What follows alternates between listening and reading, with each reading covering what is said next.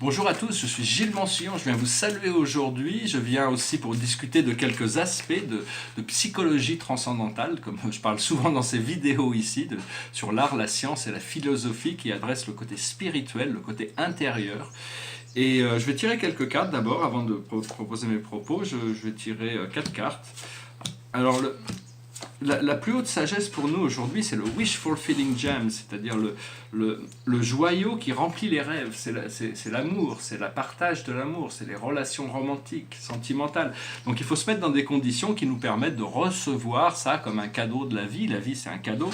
Et donc, et de pouvoir partager. On ne peut pas partager intimement avec tout le monde, mais il y a certaines personnes avec qui notre âme a une synchronicité dans la vibration, une similarité dans la vibration. C'est généralement ces personnes que l'on recherche pour pouvoir partager cette énergie qui est très puissante quand on tombe amoureux ou qu'on fait des rencontres ou qu'on développe cette connexion avec quelqu'un qui nous est cher.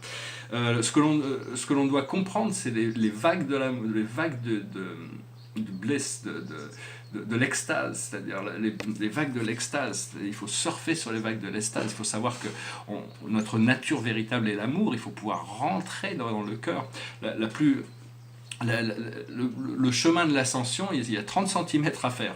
La vie se passe là pour l'humain, et le but est de revenir là. Ces 30 cm sont très très difficiles à faire, mais enfin c'est un travail tous les jours et si on veut avoir un exemple dans le monde matériel de ce que c'est que la joie extatique, il suffit de rentrer en contact avec des dauphins par exemple, ou quand on s'amuse avec un chien, il est complètement dans l'extase. Donc c'est des choses que il n'y a pas besoin de tomber dans mais chacun a son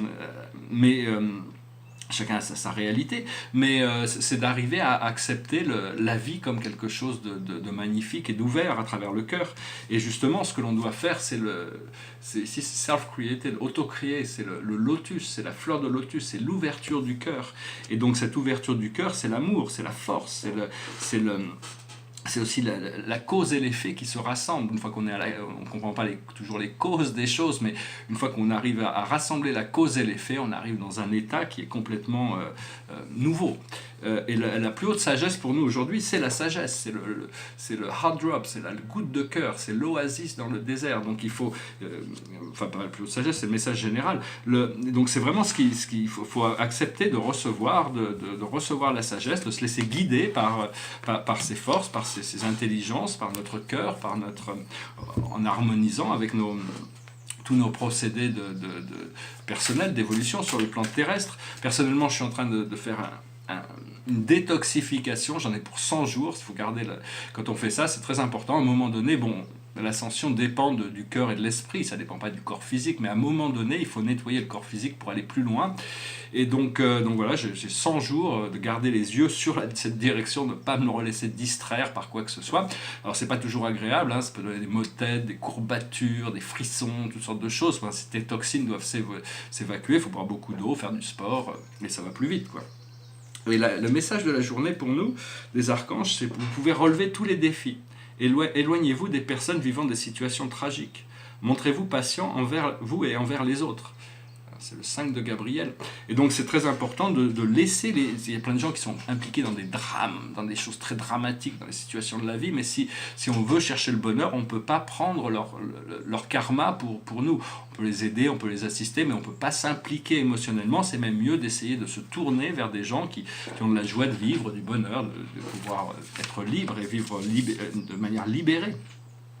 Alors je parlais, quand on a une vision, c'est bien de la cultiver, c'est-à-dire si vous avez un rêve, un désir, c'est bien de le cultiver, c'est l'intention avec le désir on apprend à garder la concentration sur ces choses pour arriver à créer une vision, mais après ça il faut la laisser partir. La vision reviendra toujours, si elle est importante pour notre âme, elle reviendra toujours.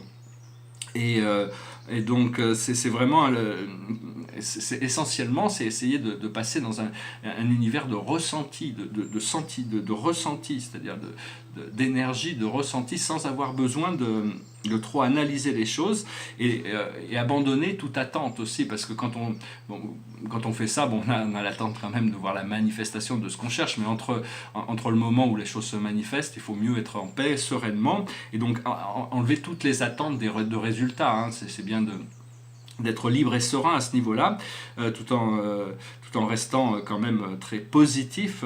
Si on a des attentes, il vaut mieux qu'elles soient positives que négatives. Mais enfin bon, il y a des moments aussi où il faut juste être dans l'être, essayer de ne pas projeter, de juste être dans l'amour, dans cette énergie de joie extatique. Et parce que la vie est un miroir, hein, c'est un miroir, ça nous reflète tout ce que on s'en rend pas compte, mais la vie ne fait que nous refléter. Donc si on veut que la vie nous reflète une image différente, nous propose des situations différentes, il y a quelque chose à changer à l'intérieur de nous, parce que sinon ça continue à nous refléter un petit peu la même chose, ce qui est normal. Donc au plus on change des choses à l'intérieur de nous, au plus le miroir, les réflexions changent, hein. Il faut savoir aussi que l'esprit ne peut pas, l'esprit, Dieu, ou les forces invisibles de l'univers, ne peuvent pas prendre les décisions pour nous, hein. C'est à nous de prendre les décisions, mais ils nous assistent avec tous nos choix, quels que soient nos choix, et au plus nos choix sont en alignement avec les plans de notre âme, au plus ces choses ont de valeur et de signification, donc au plus il y a de chances que cela se réalise, hein. Donc il faut rester quand même un peu à l'écoute de son cœur, et savoir ce qui est permis pour nous et ce qui n'est pas permis pour nous, parce que on est tous différents. Il y a une loi qui dit, tous ceux qui connaissent le karma, le procédé de réincarnation, on peut en parler. Pour les gens qui ne connaissent pas le karma ou la réincarnation, c'est pas la peine d'en parler. Ils prendront conscience quand c'est le moment. Mais pour ceux qui comprennent ça, il faut comprendre que, a priori, la règle d'or, c'est de ne pas nuire. De ne pas nuire à personne, pas à soi-même, pas aux autres. Et donc, mais à partir de là, il y a toutes sortes de qu'est-ce qui est acceptable pour nous et qu'est-ce qui ne l'est pas, qu'est-ce qui est permis pour nous et qu'est-ce qui ne l'est pas. Et au plus on arrive à rester dans ce qui est permis, parce que la société a des opinions sur les choses, mais l'opinion de Dieu, si Dieu existe, hein, pour moi c'est pas une croyance, Dieu c'est une certitude, hein.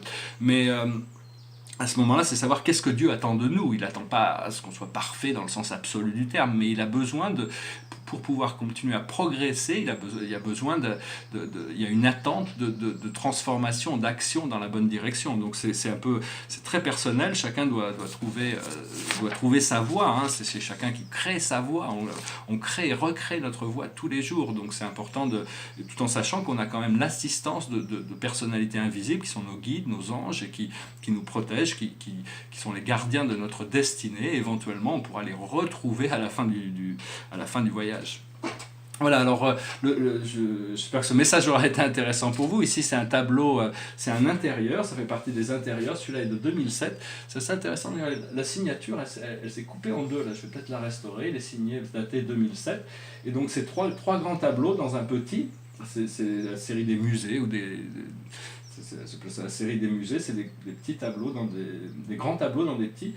Et dans ce tableau-là, je ne sais pas si on peut le voir, mais je sais qu'il y a le portrait d'un homme barbu dedans, mais j'arrive plus à le retrouver aujourd'hui, c'est assez intéressant. Donc, parce que les tableaux, l'art en général, c'est, à mon avis, hein, c'est mon avis personnel, c'est pas que le mien, il y a le philosophe Hegel aussi qui disait ça, c'est que ça doit avoir des valeurs durables. C'est-à-dire que l'art, il y a beaucoup de choses, moi je me rends compte dans l'art contemporain en général, ou l'art, pas trop l'art moderne, mais plutôt l'art contemporain, que c'est de l'art, bien que ça soit très valorisé au niveau commercial, c'est très ennuyeux pour moi. Il y a des choses qui, une fois que je les ai vues, elles ne m'inspirent pas, il n'y a plus rien à découvrir dedans. Donc ce que je recherche en tant qu'artiste, c'est d'arriver à développer des concepts qui restent valides et qui resteront valides très longtemps, de cristalliser des pensées de l'éternité en une forme temporelle bon, enfin, je regarde un peu le marché de l'art, et il y a des prix effarants l'inflation dans le marché de l'art, c'est complètement, il y a des choses complètement démentielles, des tableaux qui sont juste des trucs abstraits. Enfin, bon, pas contre la peinture abstraite, mais c'est juste de la déco. Hein. Et les gens investissent des centaines de millions dans des... Bon, la peinture abstraite peut invoquer des sentiments, des émotions, ouvrir l'imagination, donc on ne peut pas critiquer la peinture abstraite, il y a des grands peintres abstraits, mais enfin bon, à un moment donné, on doit se fixer sur quelque chose qui fait avancer le programme. Enfin, on verra bien hein, avec le temps comment les choses se dérouleront par rapport à cette nouvelle renaissance qui se prépare. Voilà, je vais finir par une petite chanson, c'est une chanson romantique. It goes like this. Love me tender, love me sweet, never let me go. You have made my life complete, and I love you so. Love me tender, love me true, all my dreams fulfill. For my darling, I love you, and I always will. Love me tender, love me long, take me to your heart, for it's there that I belong, and will never part. Love me tender, love me dear, tell me you are mine. I'll be yours through all the years, till the end of time. Love me tender, love me true, all my dreams fulfill.